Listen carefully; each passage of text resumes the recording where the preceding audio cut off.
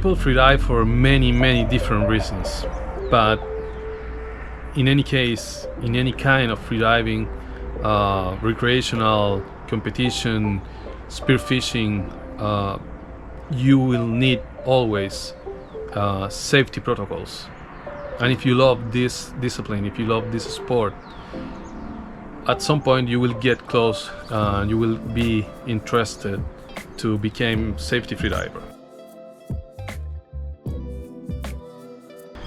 Being safety for sure is a very demanding task, needs a lot of training, a lot of studies, but for sure in my career is one of the most biggest satisfactions that I ever have.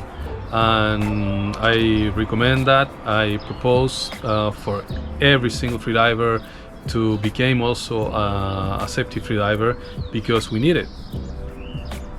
Without safeties there is no freediving. So welcome to this program and be safe.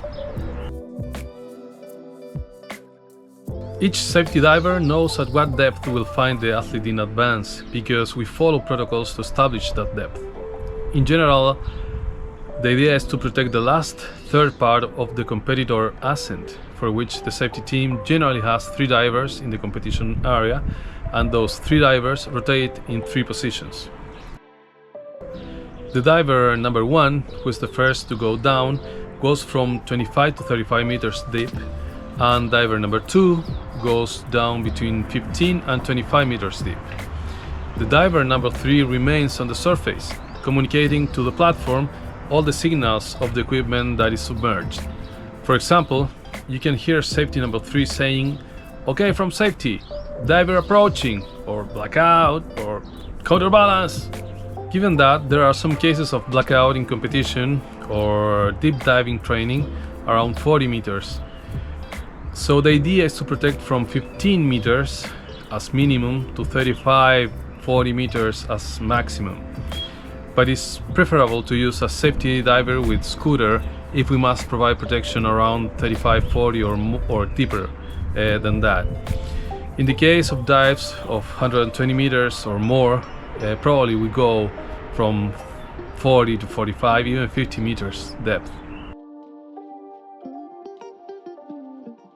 For example, if the athlete descends to a depth of 75 meters, safety diver number 1 will descend to 25 meters and number 2 to 15 meters. If the athlete descends on 200 meters, diver number 1 will go to 35 and number 2 to 25. To determine the start of their dives, each safety must be a precision diver and know their exact dive time to descend to a different depths.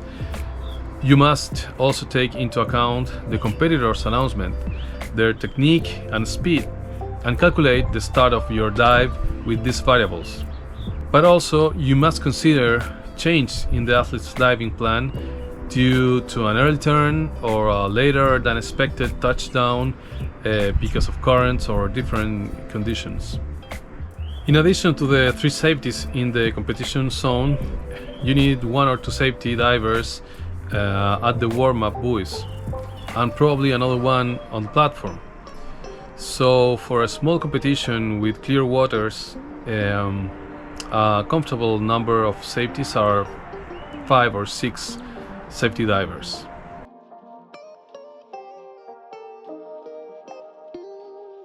But outside the water, there are also other different tasks critical for the safety team.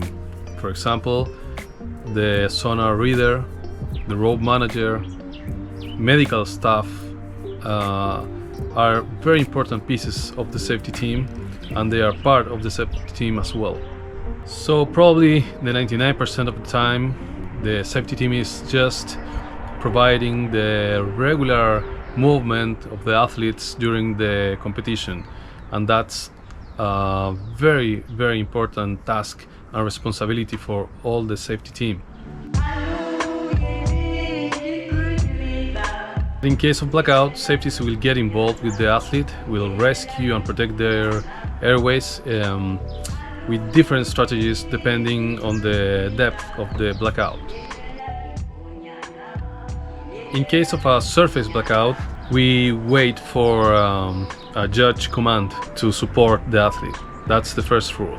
Then probably we just wait, supporting the athlete, keeping their way up, releasing all the facial equipment, and with calm and maybe some blows on the face will be enough to recover the competitor.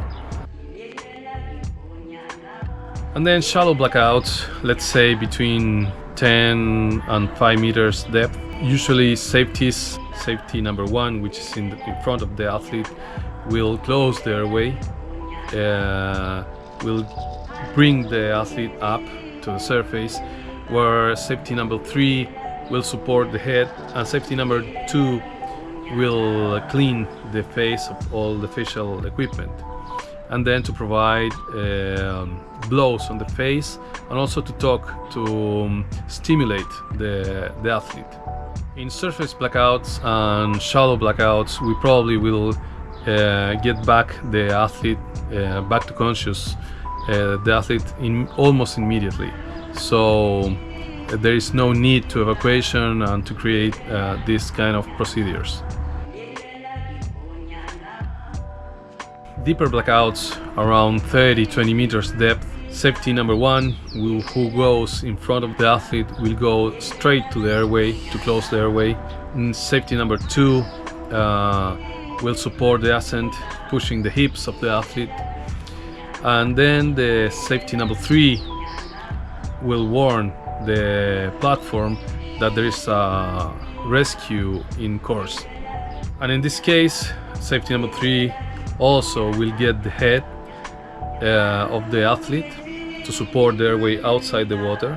Safety number 1 will go to release the lanyard immediately, and then safety number 2 goes to the airway immediately to deliver rescue breaths. Probably 1 or 2, then wait to check the situation, check the status of the athlete, repetition of the rescue breaths, while they start to remove the athlete to the platform, to the medical zone.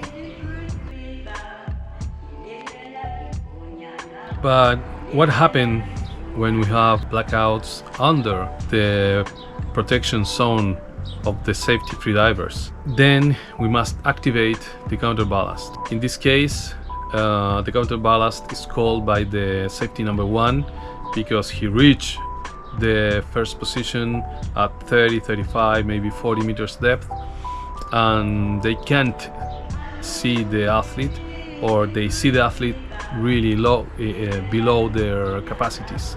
Also, counterballast can be called by the sonar reader because he see or she see that the athlete is not moving, is not coming up, or maybe even is falling down.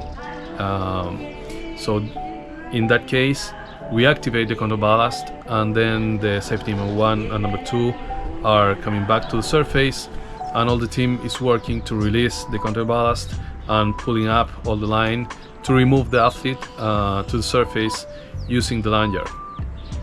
Fortunately, counterballast has been used really just few times in many decades of freediving competition. We need to keep this approach, we need to keep the conservative progression of the athletes' dives to secure that all the dives will be inside the protections of the athletes, of the safety divers zone. Fortunately, the percentage of blackouts during competitions are really low, and it's getting less and less as freedivers get more experience and knowledge about their own dives, their own capacities, and they get better training.